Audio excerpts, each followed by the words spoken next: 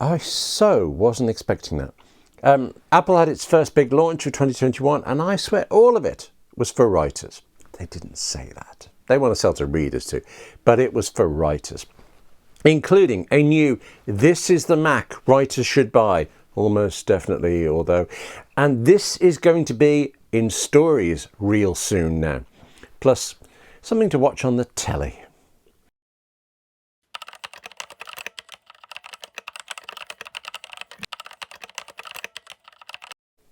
Hello, I'm William Gallagher, and this is 58 Keys, which, as ever, as always, is for writers like you and me who use Macs and iPhones and iPads.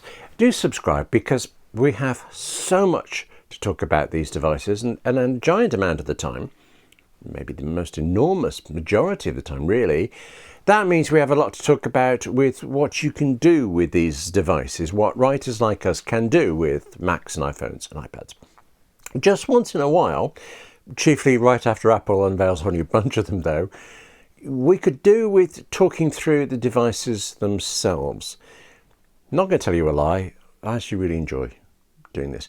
But we need to do it because this is Apple. Yeah, because these devices are never cheap. We need to think before we buy, and we need to know what's worth thinking about for us, what's new, what you gain and what you don't gain for spending your money on the newer devices. And just once in a while, Apple does make things, well, I was going to say easy, but that's not 100% true. It's not easy as in it's cheap, just buy anything. And now also not easy as in which colour to pick. But today, I can actually tell you, I think, which is the best Mac for writers to buy, probably. It is the new iMac, nearly certainly. That starts at £1,249 or $1,299, so the Mac Mini is still quite a bit cheaper, but the iMac comes with a fantastic screen. I'm saying that without having actually seen the new one in the flesh, because I can, because the iMac always comes with a screen that is utterly brilliant and that you just cannot match for the price if you're buying a separate monitor. It's like buying a computer and getting a free monitor that is exceptionally good, worth hundreds. If you do go for the Mac Mini instead, you actually have to go find one of these monitors or something like it. So even at $1,249 or $1,299, the new iMac is a kind of bargain, except that monitor is also the reason I hesitate. It's 24 inches diagonally. Now, I have friends with the old 21.5 inch iMac model and they love it, but it seems far too small to me. I used to have a 27 inch iMac, and well, I mean, it isn't as wide as this, but it was very good. I know that the resolution and the image quality of the new iMac screen will be better than I have here, no question, but is 24 inches a sweet spot? I don't know. Plus, the new iMac has the new Apple Silicon M1 processor, except that isn't so new anymore. It came out in November 2020. It's one processor, which is in all new Apple Macs, and now also the iPad Pro, incidentally. So in theory, actually every machine is equally powerful, equally fast, which means you could buy the new MacBook, which you could also buy a MacBook Air for around $1,000. So less than the new iMac, and the two would perform identically, but no, actually they won't. Despite having the same M1 processor, the iMac will perform better than the MacBook Air. That's because the Air is this tiny wedge of metal with just practically no ventilation, and you don't have to be doing a lot on a MacBook Air before it starts getting a bit hot doing it. Hot enough that it slows itself down to stay cool. So the iMac, it's better value because it's ventilated, it'll work faster longer. MacBook Pro does the same though, so the choice is it was supposed to be so easy. Overall, new iMac is the best value for money, but the MacBook Pro is more portable and the iMac has a 24-inch screen. Mind you, the iMac, it's so ridiculously thin now, it's practically portable. I'm not sure I'd casually lug an iMac around, but I have lugged a Mac Mini around and then had to find a screen where I was going. The new iMac as well comes in many different colours. Should that matter? No, of course not. Does it matter? Yeah, could well do. Why not? You're on your own picking which colour though. Note that the starting price, the lower one, if you go for that, it comes only in four colours. If you go up to the next level, about $14.50, then you get more benefits, actually significantly more benefits, but you also get an extra 3 colours to muddy your choice. Those benefits, by the way, they include a new keyboard that has Touch ID.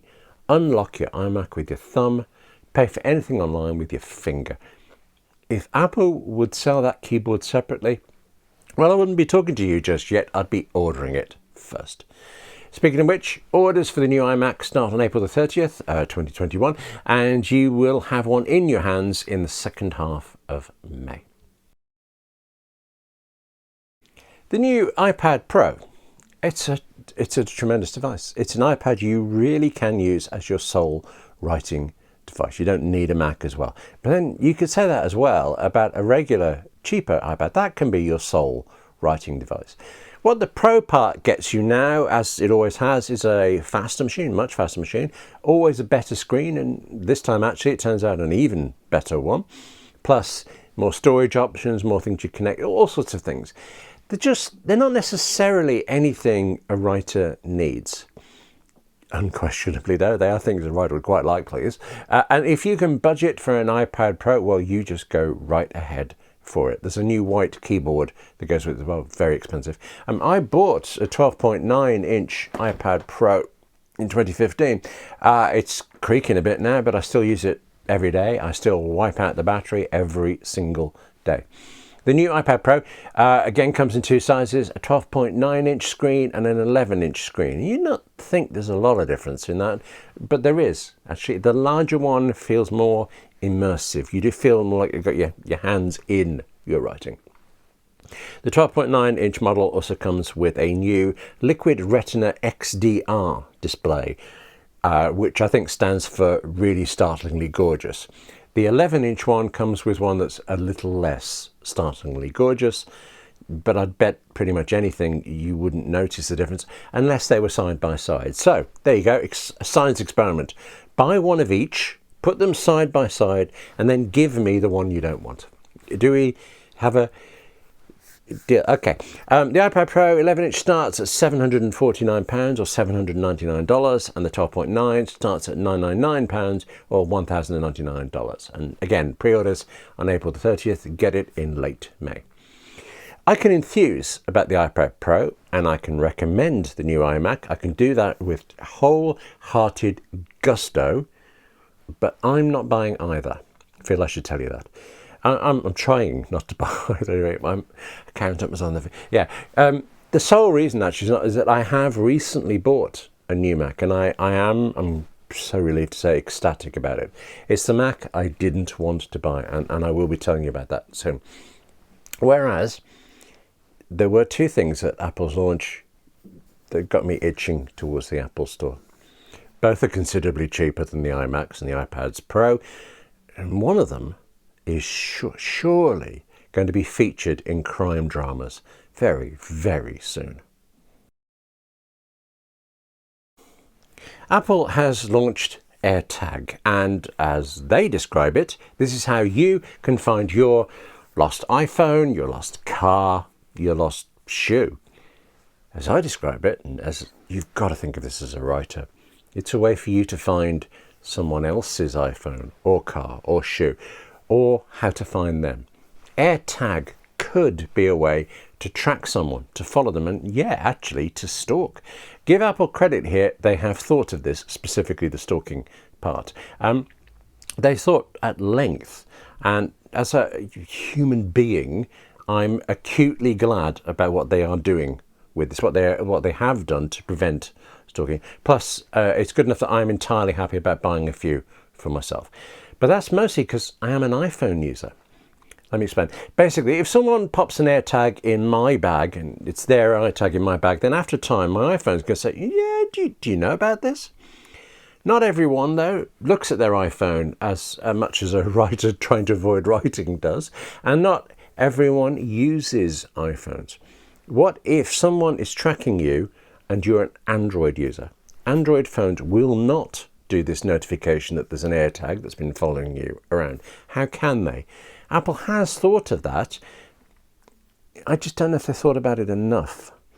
What happens is, apparently, if you are separated from your own AirTag, say you have put it in someone else's car to follow them, when you are separated from your AirTag from some unspecified amount of time, that AirTag will keep playing a sound. So your suspect is driving along, the AirTag tracking them will start whining away. But it's a tiny little thing, an AirTag. It can't be very loud. Put it next to the exhaust or something. Whether you're using this for good or bad though, AirTag, it's going to do to stories what mobile phones did. They will wreck them. You know the way you used to have characters heading off all over the place and they were unable to be in contact, but now, well, everyone can just phone or message anyone at any time. So AirTag will mean you're going to lose the ability to, well, lose people or items. If AirTags catch on, it will get so we have to explain why our characters aren't using one. We'll have to explain that, even if the hero is in another continent to the baddie, because that's the startling thing about AirTags. They work internationally. If you lose your shoe in London and it has an AirTag on it, and you don't realise till you're in Paris, your AirTag on that shoe will show you where it is. It'll show you because, well, the AirTag may not be anywhere near you and your iPhone anymore, but it will be near someone's. There are so many iPhones and iPads in the world that your lost item is near someone else's iPhone. And without them even knowing, your AirTag will talk to their iPhone and their iPhone will talk across the internet to yours. It makes you want to try, doesn't it? It makes you want to have a go with them. AirTag, each one will cost £29 or dollars, or £99 or dollars for 4, and they're going to be available from April the 30th, 2021. And just about the only thing you can't do on them is write, I suppose. That's it for new Apple devices that you do write on or that you may well end up writing stories about. But we're allowed to relax, aren't we? And we're encouraged, we're writers, we're encouraged to do research. I'm watching more TV drama now than ever lately, but it's for a particular project, so it's allowed. I am not skiving off writing work, I'm researching. Several years ago now, I bought an Apple TV, and while I was at the counter paying for it, a big commission that was going through unexpectedly died. I found out on the way home. I would not have bought that Apple TV if I'd gone to the Apple store 1 hour later. But flash forward about 4 or 5 years now, and today we watch everything through the Apple TV box and gave up Sky TV, the satellite TV service I've been paying a lot for every month since the 1990s, because I just don't need it anymore. You should have heard the guy at Sky on when I found him to cancel.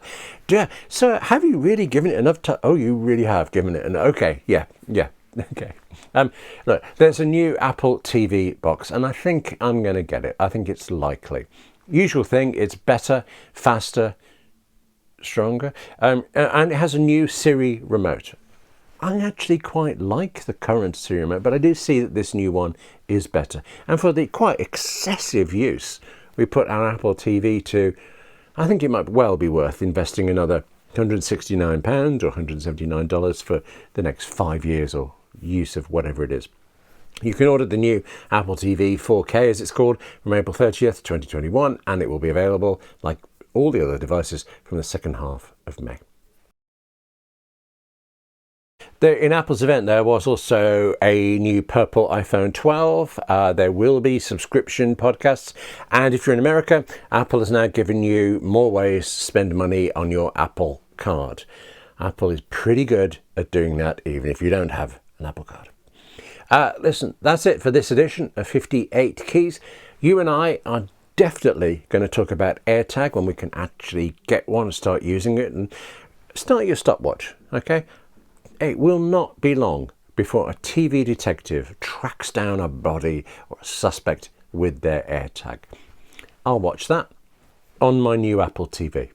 Thanks for watching this. Take care of yourself, and I'll see you soon.